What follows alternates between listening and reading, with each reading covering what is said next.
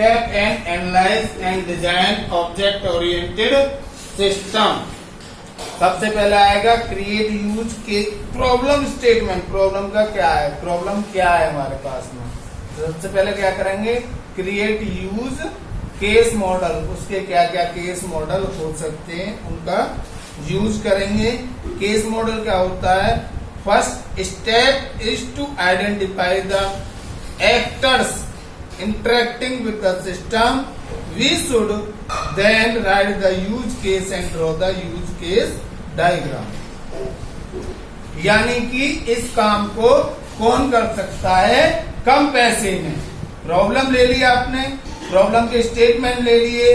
Create use case model का मतलब इस काम को कम मेंटेनेंस में, कम टाइम में कौन कर सकता है, कौन पर्सन कर सकता है। इसका मतलब ये क्रिएट यूज केस मॉडल का मतलब क्या है, आप एक ऐसा मॉडल बनाएंगे जो इसमें इफेक्टिव भी हो, मेंटेनेंस भी उसका कम आए।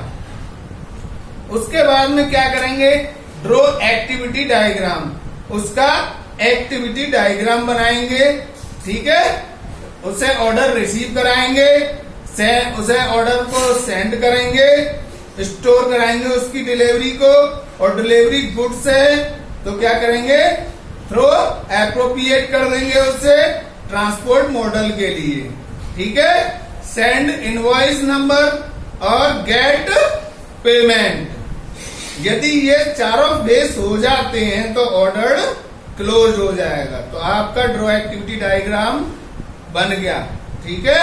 ड्रॉ एक्टिविटी डायग्राम में क्या करेंगे, आप ऑर्डर जो आपने वो बनाया है, क्रिएट यूज केस मॉडल जो बनाया है, उसे क्या करेंगे, रिसीव कराएंगे अपनी प्रॉब्लम को। वो क्या करेगा, send order to store for delivery. उस ऑर्डर को सेंड कर देगा डिलीवरी के लिए, ठीक है। और उसका क्राइटेरिया भी बता देगा प्रॉब्लम क्या है। उसके बाद में डिलीवर्ड गुड्स यानी सामान को डिलीवर कर देगा थ्रू एप्रोप्रिएट ट्रांसपोर्ट मॉडल, कोई अच्छे ट्रांसपोर्ट मॉडल से जो उसके लिए सही हो। और फिर क्या कर लेगा वो, गेट पेमेंट, पेमेंट को प्राप्त कर लेगा और ऑर्डर हो जाएगा आपका क्लोज। फिर उसके बाद में क्या है, draw the interaction diagram. Draw the interact on diagram.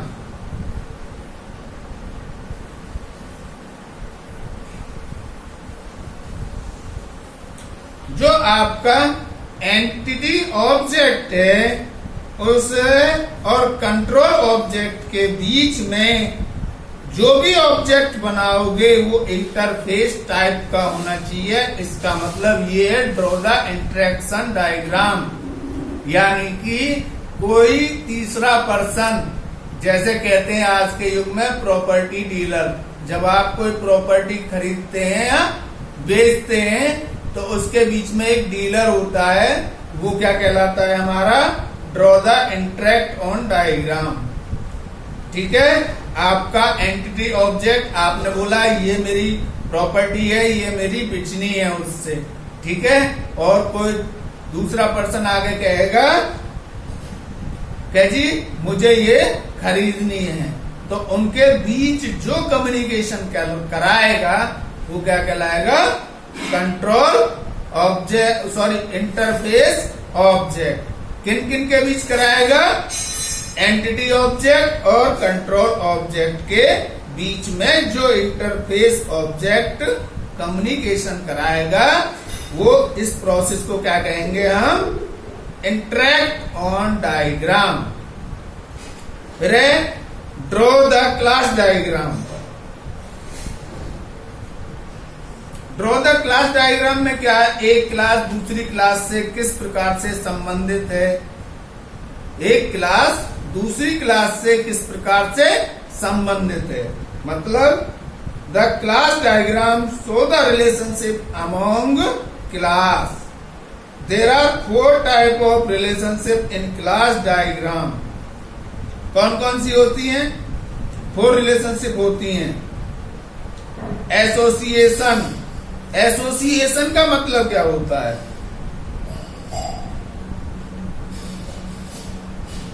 Association are semantic collection between class, यानी सेम टाइप की क्लासों के कलेक्शन को क्या कहलाएंगे? हम एसोसिएशन कहलाएंगे। और उसे एक स्ट्रेट लाइन से ड्रॉ करेंगे, उसे एक स्ट्रेट लाइन से ड्रॉ करेंगे। उसके बाद में क्या है? डिपेंडेंसीज, यानी कि दो या दो से अधिक क्लास एक दूसरे के ऊपर डिपेंडेंट हो, यानी कि एक क्लास दूसरी क्लास से कुछ ऑब्जेक्ट लिए बगैर वर्क नहीं करती हो, तो वो क्या कहलाएगी? डिपेंडेंसी कहलाएगी। और इसका साइन होता है, क्या होता है?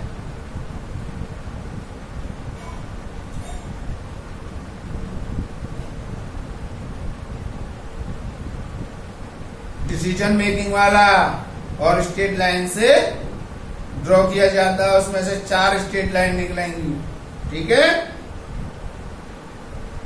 नेक्स्ट है एग्रीगेशन।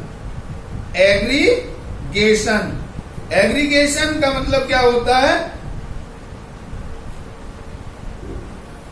एग्रीगेशन क्या होती है? सिमिलर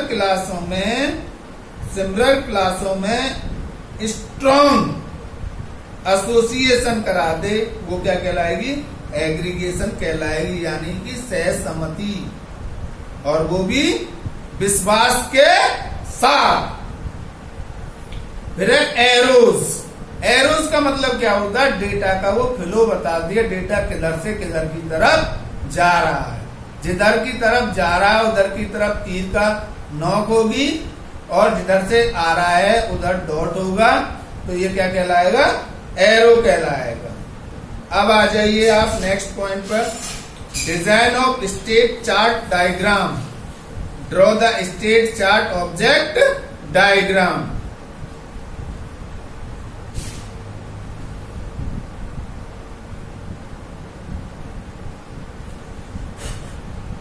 स्टेट माने क्या होता है? अभी बताया मैंने ऑब्जेक्ट की उस डेफिनेशन में। थिंग को क्या कहते हैं? बिहेवियर कहते हैं। और स्टेट को क्या कहते हैं? हम स्टेट को हम क्या कहते हैं? ऑब्जेक्ट की डेफिनेशन में बताया था मैंने, वे change when they do thing, जब उसकी कौन सी थिंग चेंज होती है, वो क्या कहलाएगी? Design of state chart and diagram. यानी कि यदि आपकी उम्र 50 साल है तो आप 5 रोटियां खाएंगे, यदि आपकी उम्र 30 साल है तो आप 8 रोटियां खाएंगे। ठीक है। ये क्या हो गया आपका? Draw the state chart object diagram. ऑब्जेक्टों की सिचुएशन पर, ऑब्जेक्टों की बिहेवियर पर डिपेंड करेगा उसका स्टेट क्या होनी चाहिए, चार्ट क्या होना चाहिए उसका। ठीक है। फिर नेक्स्ट है आपका draw components and deployment diagram. अब आपका प्रोजेक्ट बनकर तैयार हो गया है, अब उसे क्या करना है? डिप्लॉयमेंट डायग्राम बनाना। उसे किस सर्वर पर हमें डिप्लॉय कराना है, किस सर्वर पर डिप्लॉय नहीं कराना, कैसे एक्सपोर्ट कराना उसे। ठीक है। ये सब इसमें आएंगे, draw component and deployment diagram में आएंगे। और उसके बाद में आपकी डॉक्यूमेंटेशन की डिजाइन हो जाएगी, आपका सिस्टम बनकर तैयार हो जाएगा। नेक्स्ट टॉपिक है step in object oriented design.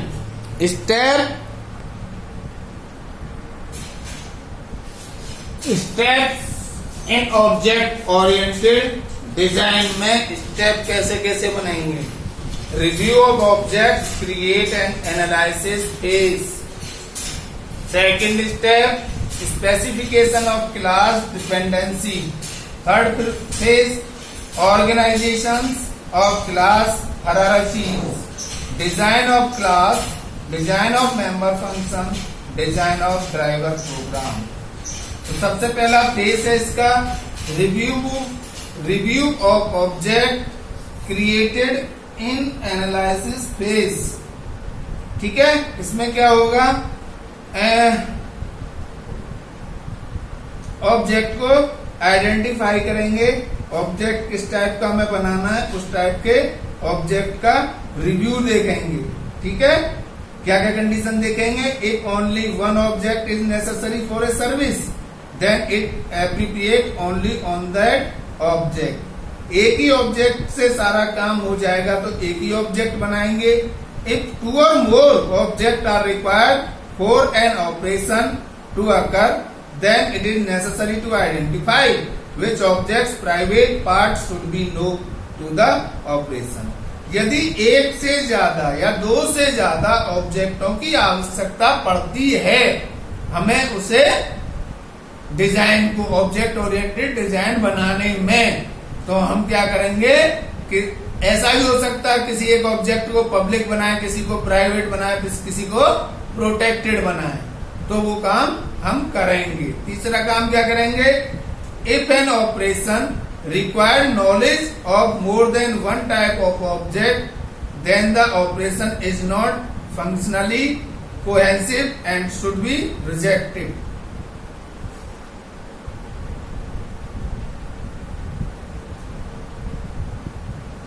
यदि हमारे एक से ज्यादा ऑब्जेक्ट हैं, if an object require knowledge of more than one type of object, एक टाइप के ऑब्जेक्टों की नॉलेज के लिए एक ऑपरेशन चाहिए, यदि उससे ज्यादा ऑपरेशन होंगे तो उसकी फंक्शनलिटी को हम क्या कर देंगे, रिजेक्ट कर देंगे।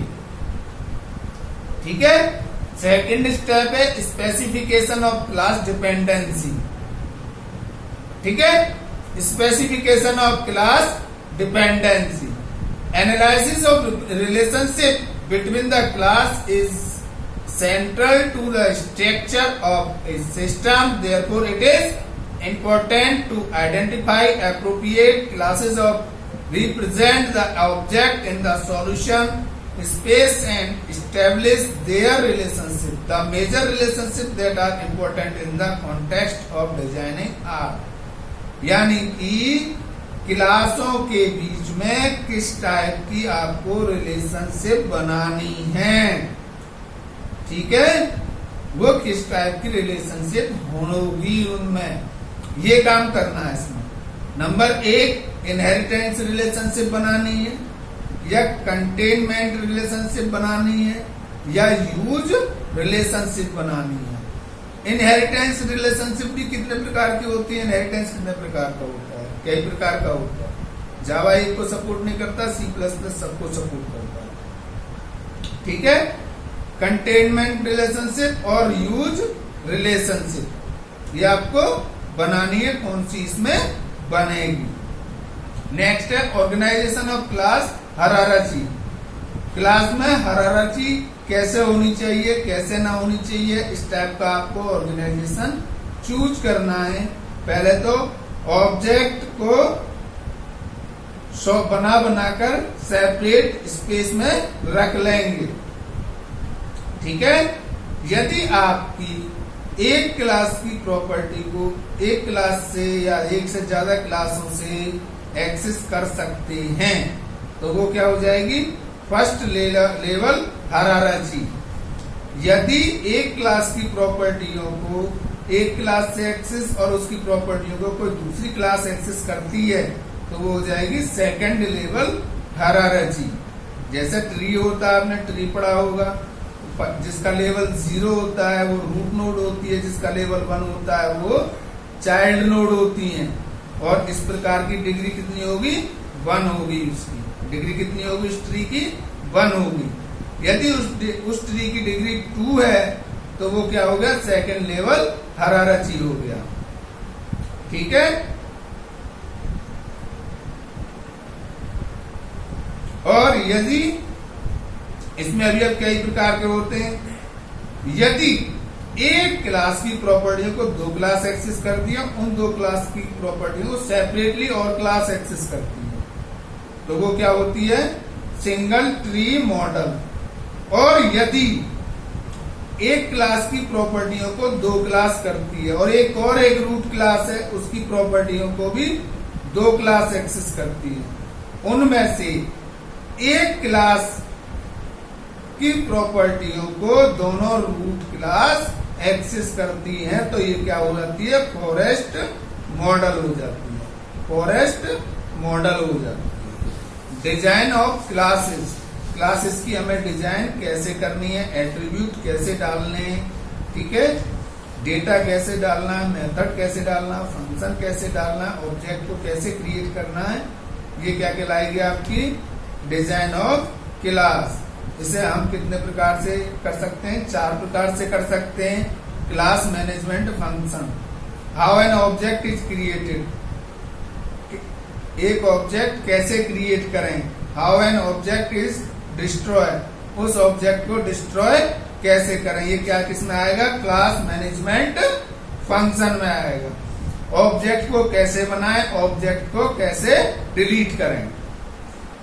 दूसरा आएगा इसमें class implementation function, what operation are perform on the data type of the class, उस क्लास में कौन सा ऑपरेशन आपको परफॉर्म करना है, कौन सा ऑपरेशन नहीं परफॉर्म करना है, ऑपरेशन, ठीक है।